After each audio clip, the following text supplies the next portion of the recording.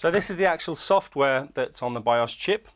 It's made by Phoenix, and the main screen will give you overall details of your computer system. It tells you what hard drive you've got, actually tells you the version of the BIOS. In this case it's 5.8. It tells us how much memory the system has. And then I go through the menus. It will allow you access to hardware actually on your system.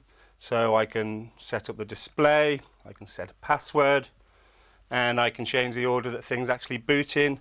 The hard drive is going to boot up first on this machine, followed by the floppy drive and a DVD. And finally, I can exit. I can save the changes and exit, and I can close the machine down. And that is how the BIOS gets your PC up and running. Of course, BIOS isn't the only use of ROM. For decades, ROMs have been used in computer console games, and you can still find them there today. The Raspberry Pi doesn't actually have a BIOS like a normal PC.